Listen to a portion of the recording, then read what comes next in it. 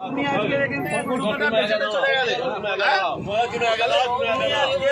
দিয়ে চলে গেলে তুমি আজকে মালগুলো বেচে দিয়ে চলে গেলে আমাদের মুসলিম ভাইরা কিনলো, কিনে রাস্তায় খারাপ করে কাটলো, তোমরা নিয়ে চলে যাও।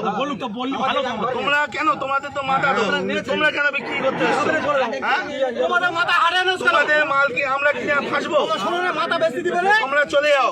ভালো কথাই বলছি, হাট এখন বন্ধ হয়, তোমরা চলে যাও। কেউ একটা ভালো কথা বলো, এনাদের কেউ একটা কিন্তু কোনো কথা বলবে না। উপরে বলুক, উপরে বলতে পারো, করে খাই, আমরাও করে খাই।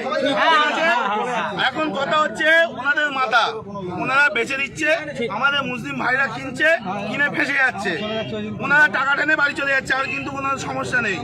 সুতরাং কেউ একটা এদের কোনো কথা বলবে না, এনারাও করে খায়। কিন্তু তোমরা মানে কাকা নিয়ে বাড়ি চলে যাও।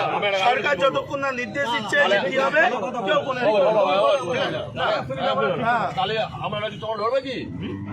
আমাদের সাথে থাকতে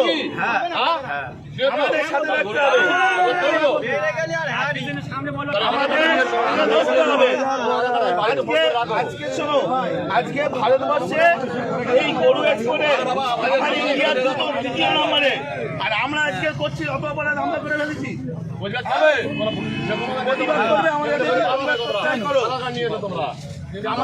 আমাদের সাথে প্রতিবাদ করলে থাকো, না হলে দেখো না।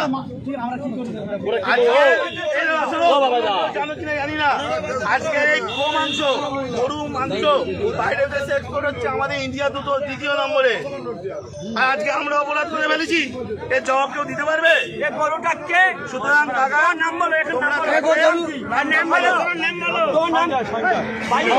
সঞ্জয়